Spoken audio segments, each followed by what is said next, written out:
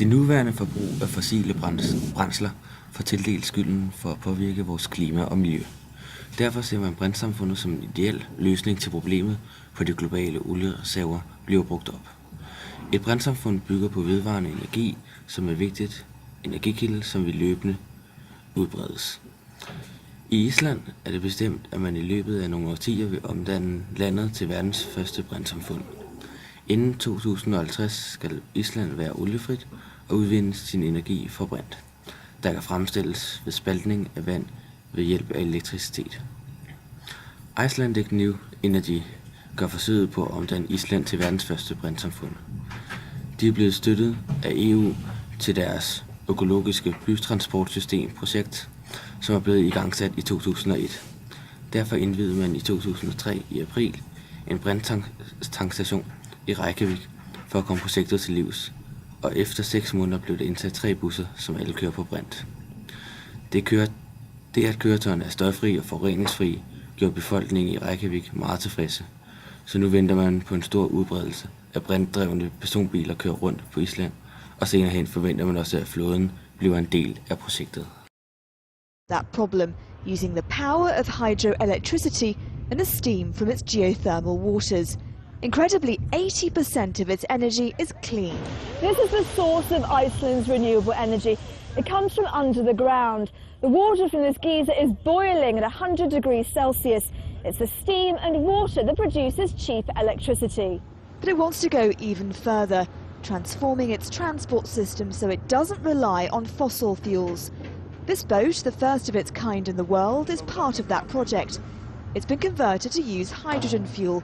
The plan is to have fleets that use this type of technology. Once filled up, the boat can head out and stay at sea for anything up to 2 days. The hydrogen acts as a fuel, powering up the lights, the steering, the navigation system, everything that uses electricity. Iceland's also experimenting with hydrogen fuel cars. But skeptics say converting the vehicles is too costly and transporting such a volatile gas dangerous. The Prime Minister isn't totally convinced that Iceland can rely solely on hydrogen. The combination of hydrogen and other alternative fuels is where we're heading. I think we are on a very responsible course with respect to reducing greenhouse gas emissions.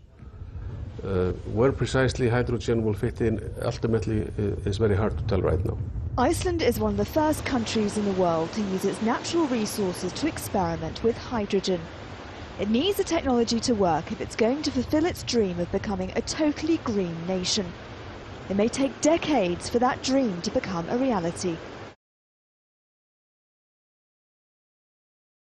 A fuel cell produces electricity cleanly by combining hydrogen and oxygen electrochemically rather than through combustion. A single fuel cell consists of an anode and a cathode, with an electrolyte in between. Hydrogen molecules enter the anode. Here they react with a catalyst and split into protons and electrons. The electrolyte allows the protons to pass through to the cathode. However, the electrons cannot pass through the electrolyte. Instead, they are directed through an external circuit which creates electrical current. Oxygen molecules enter at the cathode. Here, the oxygen and the protons combine with the electrons that have flowed through the external circuit, producing water and heat.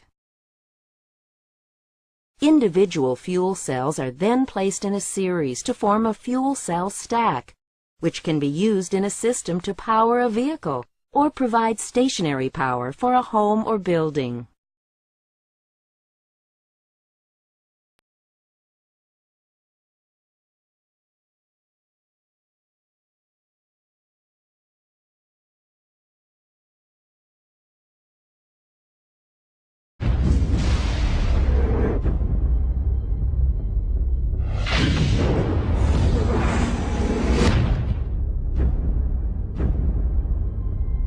If you look at the 10 hottest years ever measured, they've all occurred in the last 14 years. And the hottest of all was 2005.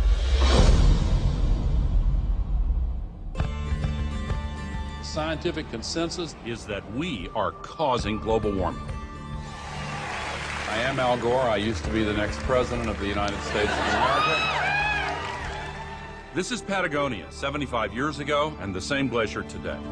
This is Mount Kilimanjaro 30 years ago and last year. Within the decade, there will be no more snows of Kilimanjaro. This is really not a political issue so much as a moral issue. Temperature increases are taking place all over the world, and that's causing stronger storms. This is the biggest crisis in the history of this country. Early this morning, Hurricane Katrina slammed into New Orleans.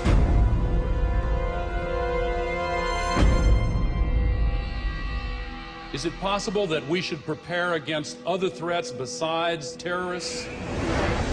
From Paramount Classics comes a film that has shocked audiences everywhere they've seen it. The Arctic is experiencing faster melting. If this were to go, sea level worldwide would go up 20 feet. This is what would happen in Florida. Around Shanghai, home to 40 million people. The area around Calcutta, 60 million. Here's Manhattan. The World Trade Center Memorial would be underwater. Think of the impact of a couple 100,000 refugees, and then imagine 100 million. We have to act together to solve this global crisis.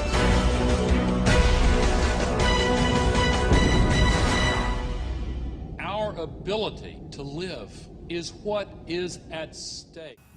Med alle disse klimaproblemerne være et problem, som politikerne fokuserer meget på, er brintsamfundet en meget udmærket idé for at få samfundsstrukturen vendt om. Når man tænker på elbiler, som per alt for meget energi at lave og forurener mere i produktionen, end de egentlig gør godt for. Derfor vil hydrogenbiler være et udmærket alternativ, da de vil køre på hydrogen og elektrolyse, så det egentlig bliver sikkert. Problemet med en brintbil vil være, hvordan man skal transportere brinten som en eksplosiv væske eller gasart rundt i tanke, uden at det bliver for farligt og uden at de bliver dømt for usikre i et eventuelt uheld. Da vi lavede et brintbilsprojekt i skolen, fik vi det ud til at være ca. 45% nyttevirkning. Det er ret meget, og hvis man bliver ved med at lave teknologien bedre, kan det blive rigtig godt til sidst.